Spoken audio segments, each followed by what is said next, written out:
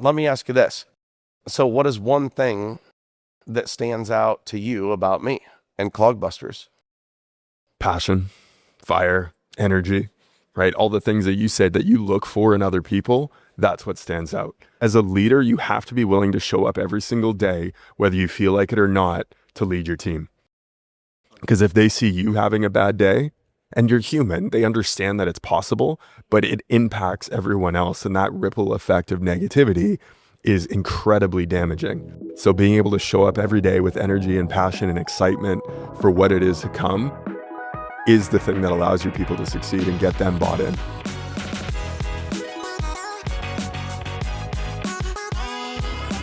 Welcome back to Let's Vent. While we were still at Epic, managed to pull aside a friend of ours, Jarod Smith. Jarod is running Clogbusters in Des Moines, Iowa, and he had an interesting take that him and I talked about. And I think you're really going to enjoy this one because it was a quick, hot take where he got pretty passionate for a minute. So I'm just going to leave it at that. I'm going to let you enjoy the episode.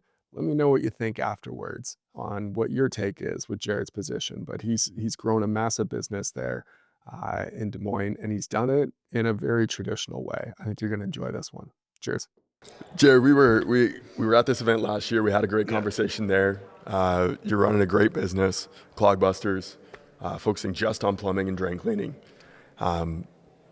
Since then, we've had a few conversations at some of the other events, Service World, I remember specifically. We were outside around some tables, and you posed a question to me that I thought was fascinating, and it was why do contractors continue to show up at these events year after year and are still in the same place? They still don't seem to be moving forward, despite the fact that they've got all the information.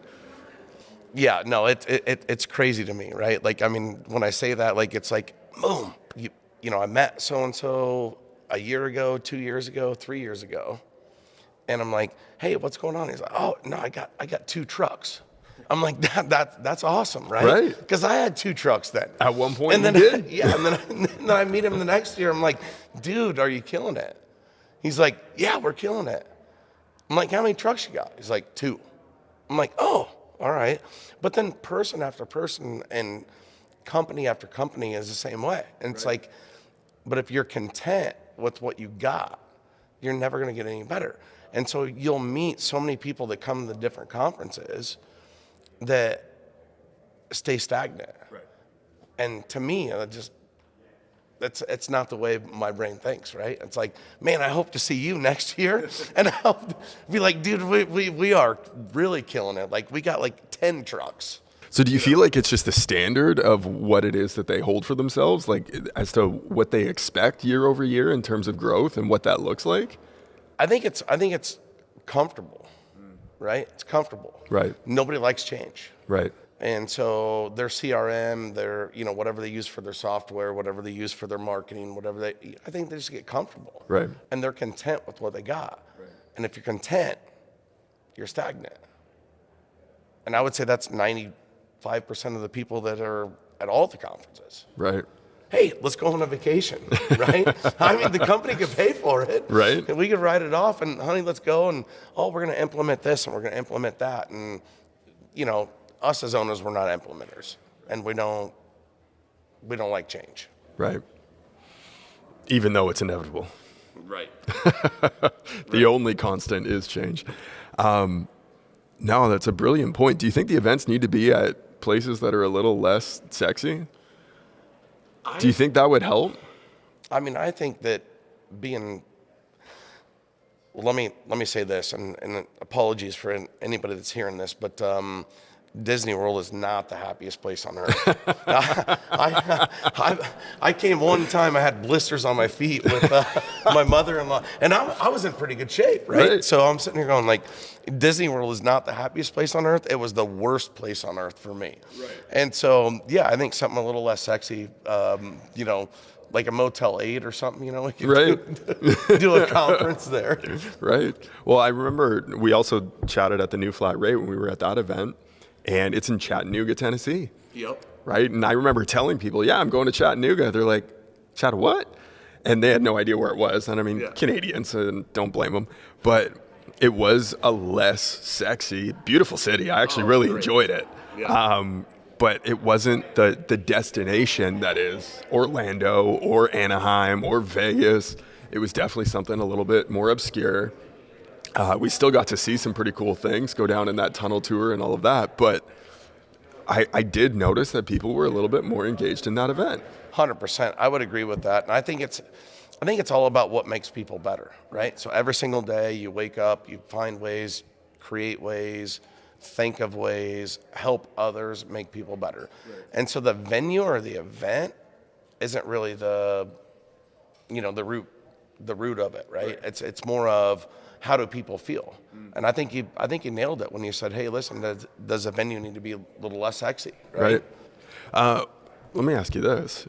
When you come to an event now, do you set like an intention or something or an objective that you're trying to get out of the event?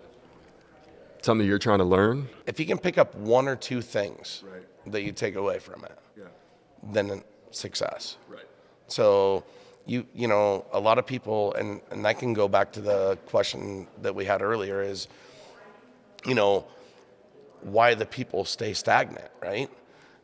Because you can get overwhelmed with it, right? Oh, here's this and this and this and this and this and this and this. And we come back as owners and we go back to our team meeting, and we're like, dude, our boss is coming back. Oh, he's going to be ecstatic. We're going to do this and this and this and this. And then it all goes away.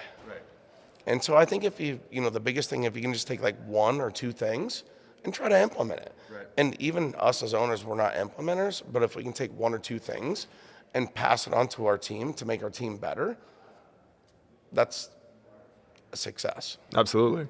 Well, and I think that's a big shift too, is, you know, a lot of times people will come to these events. I know I used to go to events and I'd come home with a notebook full of ideas, and I took copious amounts of notes trying to write down everything that people were saying. So I was just trying to absorb everything. I was trying to be a sponge. Yeah. And it was 4 or 5 years ago, I made that shift to, I'm not trying to gain everything.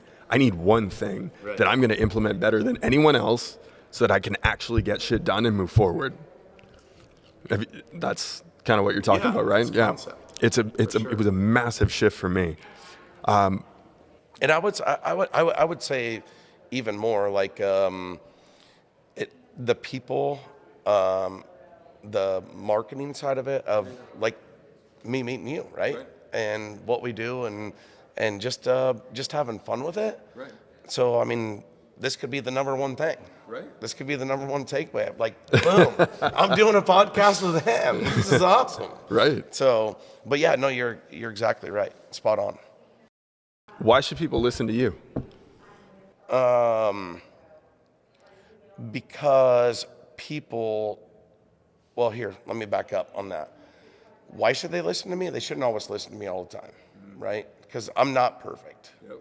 So sometimes I'm going to guide them in the wrong way. Not that I mean to. Right.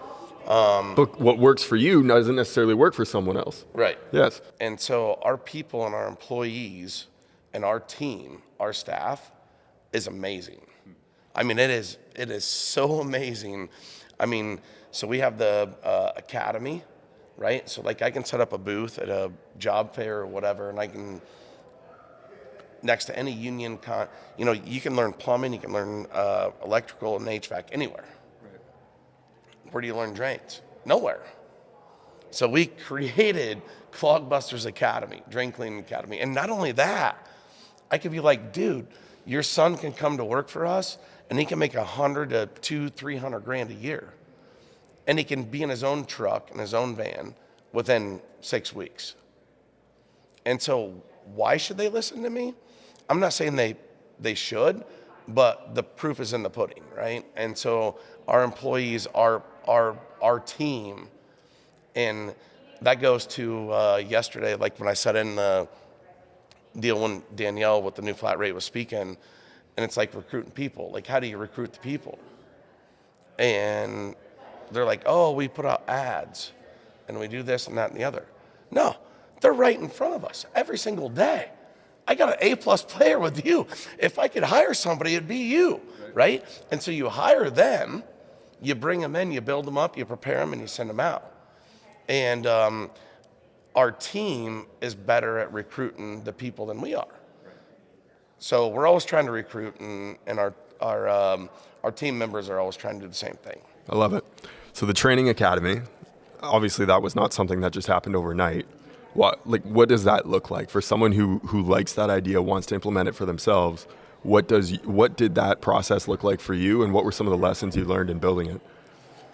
So I got a great dad, and my dad's a visionary, right? I mean, he's a visionary, and I'm kind of a visionary as well, but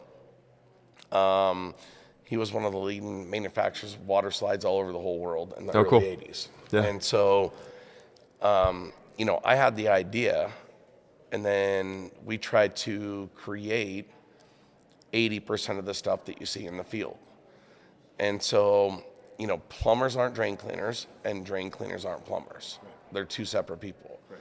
And so changing the culture of the drain cleaning world, where the drain cleaners are scum of the earth, but recruiting the people that look as good as you, right, to bring them in, teach them, and say, hey, listen, we can teach you how to do drains and be a service plumber. And so with, I'd say with, the help of our team, our people, and creating the pods and the academy, on the academy side of it, because it's like, hey, it shouldn't take you 3 years to set a toilet. Right. Learn how to set a toilet, right? So, or 3 years to run a drain. Right.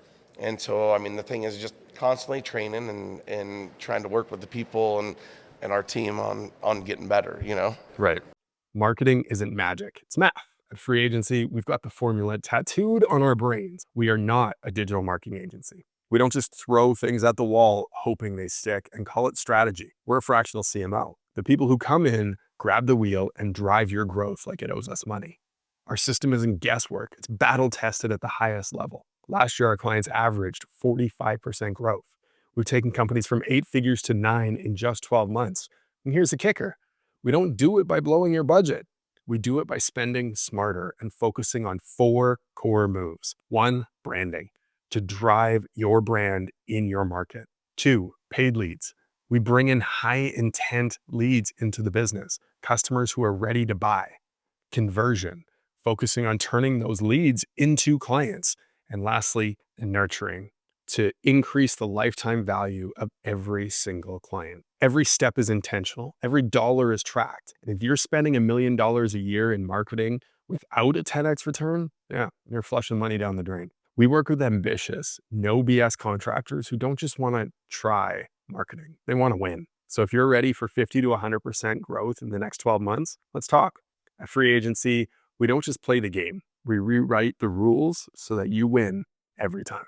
No, I love that. And I mean, it allows you to actually recruit top people, not necessarily top plumbers, right? When I talk to a lot of contractors, that's what they do. They look at hiring on Indeed, put out a post, and the problem with that is you end up attracting people who are always looking for work. Well, why is it that they're looking for work? Why is it that they're looking for a change? Generally, they're not the top people.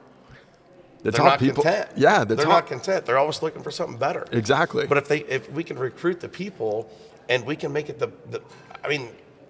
they don't want to leave. Right.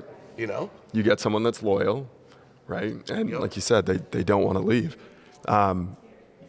Your team, getting them to recruit for you, is it something that you've put together a program for them? Do you help them, encourage them, talk about it? How do you create awareness around it to actually get that buy-in from them to want to bring in more people? We talk about it pretty much weekly, right?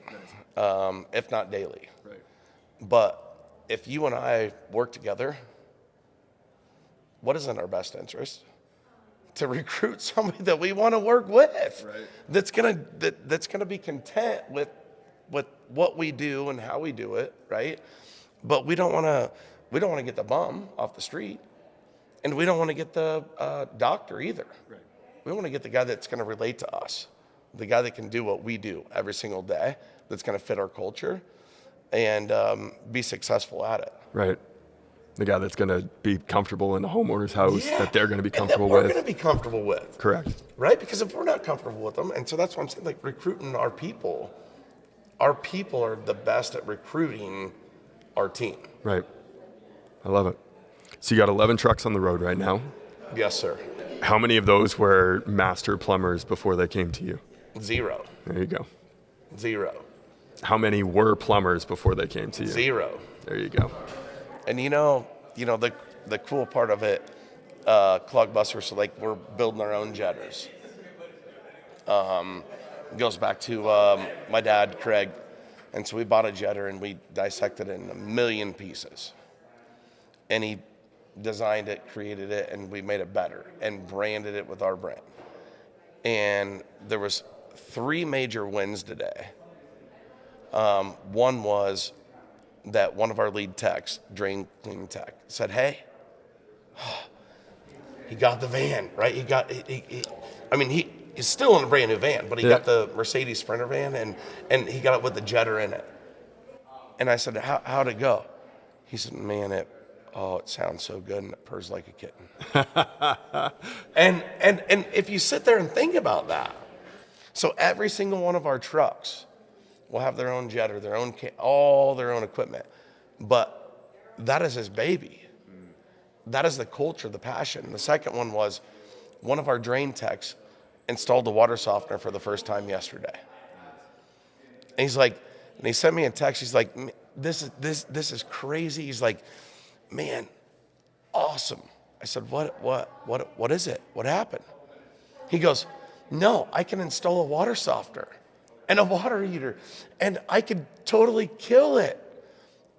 But you kill it for the customer. So you kill it for the customer because the customer, it's easier and better, less inconvenient, and it's healthier and safer for them to use soft water versus hard water, right? But that's the culture that we want to create and that we're trying to create at Clog Busters. On the recruiting side now, because that was the other part that you did mention and did talk about. So you're getting your team to do it. You're also going out and to actively try to find people. What does that conversation look like to introduce the culture to them? How are you bringing it up? Where are you finding them? Are you going to wholesalers and meeting people there? Going to the pub? How are you finding people? Oh, so that's good question. Good question. So with our goal of having 100 trucks in multiple cities and states, right? How do we recruit the people is simple. So if we want to be in a different market, it could be, I could go to a restaurant. I see that bartender. If I see that bartender walking like this, no dice, right? But you see the one he's like, man, he's moving or she or whatever it might be, and they're on the go, and they're like, hey, how you doing? They're hey, jazzed. Another one. Yeah. It's like, hey, by the way, would you like to have an opportunity of making, $100,000+ a year, having a career? They're like, what? And I say, yeah, would you like that? And they're like, well, yeah. I'm like, well, hey, listen, come do some ride-alongs, and we're in Des Moines, Iowa, but I could be in Minneapolis, right? Be like, well, hey, come do some ride-alongs. I'll pay you to do the ride-alongs. I'll pay you for your time, and see if it's something that you're interested in. Right. And so, for me in recruiting the people, you notice the way they walk, how they move, how they look, how they smell, right? I mean, you notice all that. Yeah. So you don't know anybody on the internet, Right. other than a resume. Oh, hey, I can do this and this and this and this and this, but they're right in front of our face. So you recruit them, you bring them in, and still you got a 50% shot at best. Right. A lot of people would hear that and say, well, I don't want to pay people to come on a ride along if they might not stay. But you're going to pay Indeed anyways. Right. You're going to pay these other hiring websites and recruiters for you, a lot of different hiring companies for you. Why not just pay the person directly who you could potentially have an impact on? But again, that's not possible if you don't have a training center. If you don't have a training opportunity to bring on board someone who doesn't necessarily have the experience. So you got to have your vision's got to be laid out on the wall for your team, right? And so when you recruit the people and you bring them in, and then how do you pay them pay them for the training? It's simple. If you can't afford to pay them for the training, then you need to go back to it and say, okay, hey, listen, what are we doing and how can we be more profitable? Right. And I think that's a big thing to the new flat rate. You know, that's what allows me to come to the different conferences and meet people like you, is because we are profitable and our trucks and how we manage all that. So, yeah, I mean, laying out the vision on the wall like this, epic, right? It's epic. Right. Is it really epic for 95 or for most of the people? No, it's not. Right. They're here trying to make it epic. Right. And I think that, you know, so that's my, like I said, that's my take, is multiple different things. You have to be able to charge the right amount, and you have to be able to recruit the right people and have the right team to make everything work. 100%. Who are some of your mentors that kind of laid this out for you? The things to have the vision on the wall and make sure you share that with your team. The idea of building a training center. Who are some of the people that kind of laid the groundwork for that you learned from? Suzanne's gonna kill me for this, and Suzanne's with the new flat rate. But Tommy Mello is one. Tommy Mello is one of my. I follow Tommy Mello. I love it. He's a brilliant man. Yeah. Yep. Maxwell. Yep. The first epic conference that I came to changed my life. Love it. And so, but I would say Tommy Mello is, and she'll say, well, Jarod, you do all the same things or some of the same stuff that Tommy Mello does before you met Tommy Mello. Right. That's why I love him. Right? Yeah. I mean, we opposite, or, you know, what's the word? Same people attract, blah, blah, blah. Yeah. So, I mean, that's like my attracts big thing. like. Yeah. No, I love that. And I figured as much when you talk about building a training center. Obviously, he's done that at A1, and he flies people in from all over the country to do that. But yeah, being able to stand on the shoulders of giants, people that have done it before you, that you can learn from their mistakes and try and compress some decades into days so that you can get there faster. I love that opportunity. Jarod, thank you so much for coming on. Thank you for sharing some knowledge. I know you got to run here. Your sister's telling me to wrap up. So, well, let me ask you this. Yep. So what is one thing that stands out to you about me and Clogbusters? Passion, fire, energy, right? All the things that you said that you look for in other people, that's what stands out. You have to be willing, as a leader, you have to be willing to show up every single day, whether you feel like it or not, to lead your team. Because if they see you having a bad day, and you're human, they understand that it's possible, but it impacts everyone else. And that ripple effect of negativity is incredibly damaging. So being able to show up every day with energy and passion and excitement for what it is to come is the thing that allows your people to succeed and get them bought in. 100%. You killed it. There you go. I appreciate you. I appreciate you. Thank you so much, man. Thanks so much for tuning in. Definitely want to hear what you thought of this episode. Leave a comment down below, let us know. And if you really want to show some support back to us, we could really appreciate it if you would hit that subscribe button as well. And if you did want to get notified when we come up with a new episode, hit the bell icon over there. Thanks so much for tuning in, and we'll catch you next week.